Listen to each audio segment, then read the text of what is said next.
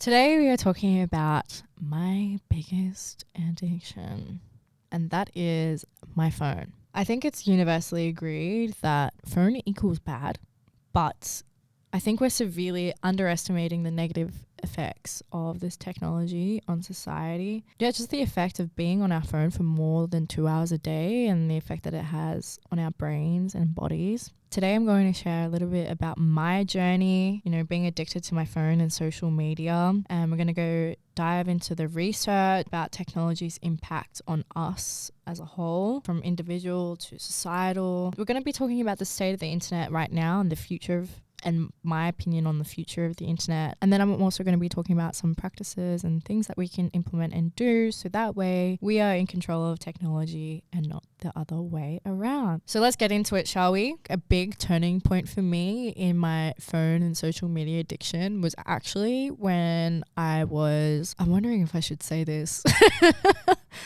A big turning point for me was actually when I was in Ibiza. I was in Ibiza with a few friends and it was morning, just got home from the club. And honestly, if it weren't from the skin to skin contact of my friend cuddling me, I would have probably backflipped off that balcony, bro. Just had this really paramount realization that I spent so much of my life looking down at a fucking screen. And not only that, but I also saw that reflected in other people too. Like the amount of times that I would just see people walking on the street, like they can't even fucking walk from A to B without checking their phone. Like one thing, if you're looking at maps, it's an entirely different thing to be like listening to music and like texting and just like not paying attention to your surroundings at all. Parents at the park who they're not even paying attention to their child, bro. They're like literally looking down at a black mirror. Another thing that I see a lot, which really frustrates me, is like couples. They'll be on a date at a restaurant and they're just like constantly on their phone. Like one thing to take a flick of the food because camera eats first. Okay, let that be known. However, if you are on a date with somebody and they spend a lot of time looking down at their phone and not being present, that is nah. It's a no from me, dog. It revolts me. I find it revolting. There's just several reasons why I really dislike being on my phone. I feel like the biggest thing is like it divorces you from reality and it divorces you from your senses. Over time, and especially when you're severely addicted to your phone and social media, you find yourself in these really habitual doom scrolling sessions, right? And it constantly just makes you turn towards a digital representation of your life that doesn't exist. And it constantly draws you towards other people's digital lives that don't actually fucking exist. I think we're all familiar with the concept of like the zombie scroll, those moments where you kind of like come to and you're like, holy fuck, did I just spend like 45 minutes like scrolling on Instagram, like through Reels or like TikTok? Whoa, that did not feel like 45 minutes. And the reason why is that it completely divorces you from your senses and from your reality. And that kind of brings me to my next point of like why I really dislike social media. It really kind of truncates your experience of time. So it makes the seconds and minutes feel dizzyingly quick. The thing with being on your phone and social media, particularly with all this short form content, is that it literally shortens your experience of time and your perception of time. I think if you're someone who's quite prone to existential dread, like I am, then I would really highly recommend like getting off your phone, because being on your phone, it just makes your perception of time feel so much quicker, and it gives me anxiety. Like I've just even noticed, like I'm going to be completely honest with you guys, it's like midway through January. I noticed that I've been on my phone quite a lot, and immediately I'm like, how are we already midway through January?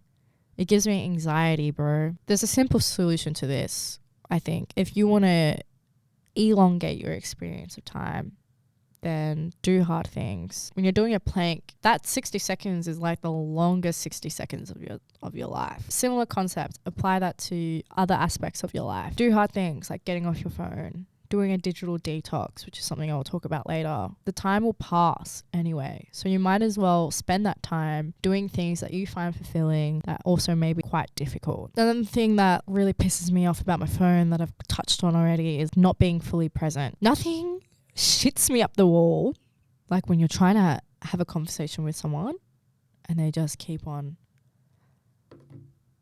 I find that shit so disrespectful. It is so disrespectful to that person's time and energy and presence. Like they are choosing intentionally to spend their time with you, their precious finite time on earth with you, and you're out here just scrolling on your fucking phone. You'd rather look at a fucking screen than a real life person?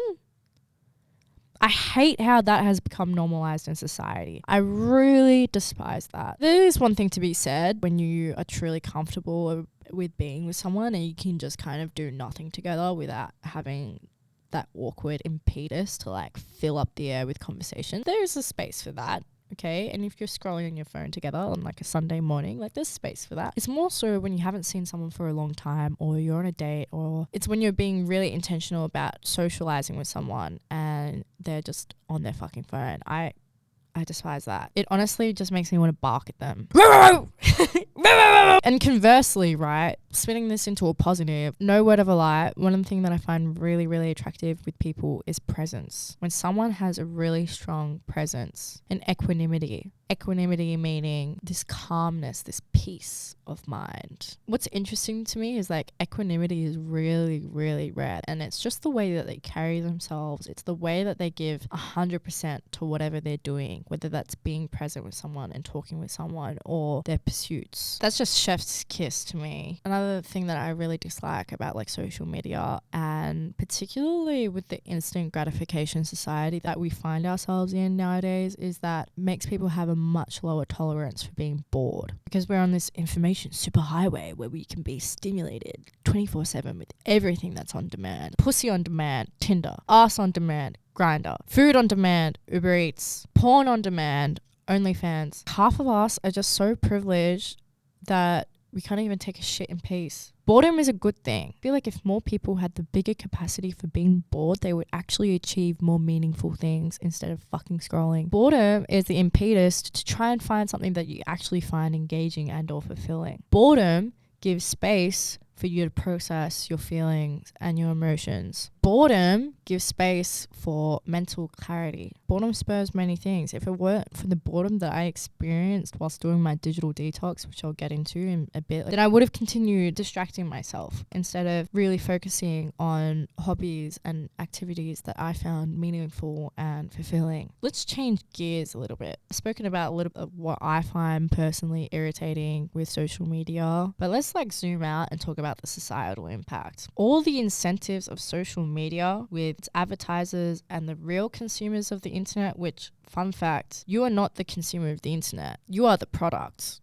The real consumer of the internet are advertisers. You are the product. Your attention is the product. With the way that the internet is structured and social media is structured with free social media services, the way that it's all designed is a system that is incentivized by getting you hooked, getting you addicted. And this isn't a particularly novel idea. The effects of social media on society are not fully understood, and they're getting worse. Young people in the USA are some of the heaviest social media users, and their mental health outcomes are lower now than at any time in recent history.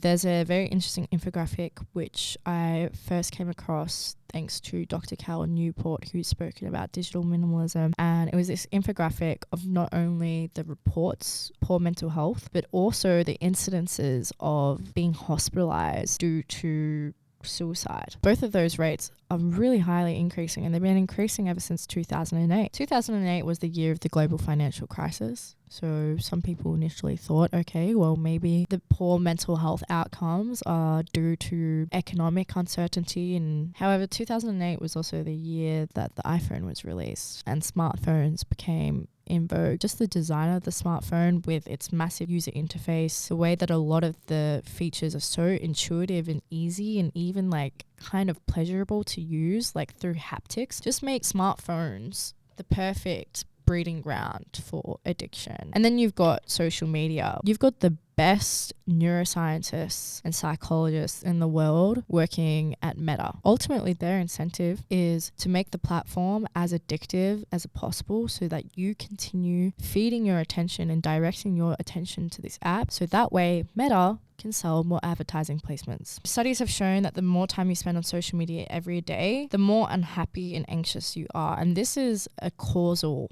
relationship. This isn't just a correlation. I think such easy, constant access to distraction is having an impact. Overuse harms our sleep and mental health. Distraction makes us less productive and can really impair our ability to concentrate, to be present. Studies have shown that the mere presence of a smartphone can reduce our cognitive ability by taking attention away from other tasks, even if the phone is turned off. And a majority of married couples report that their partner's divided attention has caused strife in their relationship. In nearly every way, these apps and platforms have had a negative and toxic effect on society. And that kind of leads me to the next topic that I want to talk about, which is the state of the internet and the future of the internet. The internet doesn't belong to users anymore, unlike how it was in the very early days of Web 1.0, Web 2.0. We haven't been the customers of the internet for a while. The customers are advertisers and the product is our attention, as I mentioned. That is the point of the internet,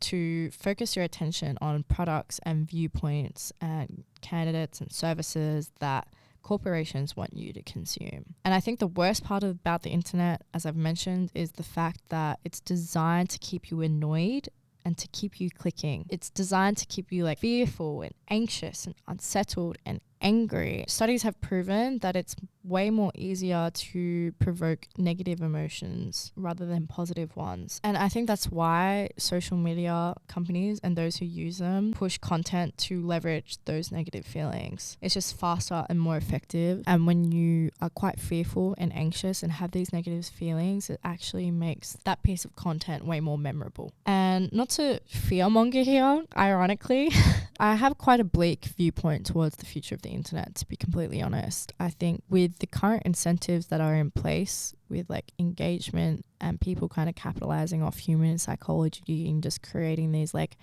rage baiting clips just to farm engagement. And I feel with AI, particularly with generative AI, I feel this is only going to compound that, because generative AI means that people can produce content at scale much more quickly, also much more convincingly. Deepfakes are due to generative AI. Internet erupted when the Pope wearing Balenciaga kind of went viral, right? Because it looked so convincing and so real, and people could hardly distinguish between that and a real image. If AI continues developing at the rate in which it's going without any sort of guardrails, which it seems like a lot of people in the tech space have kind of thrown up their hands and gone fuck AI ethics. Let's just let a big corporation like Microsoft just buy us out. So anyways, I spent a lot of this episode talking quite negatively about the state of the world, the state of the internet, and our collective social media addictions. Let's change gears and talk about practices that we can implement to help us be in control of technology and not the other way around. I really highly recommend, I know this is a bit ironic considering you probably don't have the attention span for it, but if this does resonate with you, I do recommend reading Digital Minimalism by Dr. Cal Newport. Dr. Cal Newport has never had a social media account, and he talks a lot about deep work and flow state and how to be a digital minimalist. In terms of practical advice and things we can implement, coming back to my earlier point, do hard things. Do hard things that require conscious thought and effort. Run long distances. Take the longer, more scenic route. Bake something from scratch. Continuously fail at something while you develop a skill, even if it takes years. The time will pass anyway. Create something with your bare hands. Be in service to your community. Go visit your grandparents even when it's inconvenient to your social schedule. Learn a language. Study that subject you've always felt called towards. Hike for 4 weeks in northern Spain, like I did. Maybe even go on a 30-day digital detox. The time will pass anyway. And doing hard things forces you out of a limbo-like existence, a terminally online person, and into a series of more conscious moments. What will you look back on and remember fondly? The time spent with your loved ones, or the gratification that comes from achieving hard things, or the time spent on building your personal brand. Let's not forget the graveyard of social media platforms with MySpace, Tumblr, BeReal, and Twitter among them. So in the spirit of doing hard things, I challenge you to do a 30-day digital detox. I've done a few of these in my time, and I really, really highly recommend doing a digital detox from time to time, especially when you are going through a period where you feel like you need to reevaluate, or you're not sure about the direction that you're going in, or you just really need to check back in with yourself. Do a 30-day digital detox. The rule's pretty simple. So you do a 30-day break from optional digital tools. Keyword optional. If you have to use email and other digital technologies for work, then of course do that. But anything that's optional, like social media or whatever, get rid of it for 30 days. Keep a daily journal for you to reflect on your digital habits and changes with your well-being. And the goal isn't to abstain completely and walk away from social media or technology, because I feel like that's unrealistic. Rather, the 30-day digital detox is about resetting your digital habits, so that way once it's done, you can review and like reintroduce digital tools with intention and ensuring that those digital tools are aligned with your purpose. So yeah, I challenge you to a digital detox. I've done a few in my time. You can do it. You can do hard things. The boredom will be great, even if it feels uncomfortable in the moment. I highly, highly, highly recommend. And if you have any further thoughts or questions, you can ask a question to me in the show notes below. There's a link. I would also love to hear your thoughts and maybe your experiences doing a digital detox. So join the conversation over at Futurist Frequency on Instagram. Thank you so much for your time and for listening today. I hope you got something out of it, even though it is quite a negative and bleak view. But there are ways that we can reset our digital habits, so that way we're not like habitually scrolling and zombie scrolling, and so we're actually using technology more mindfully. So that's all from me. I'll see you next week. Bye.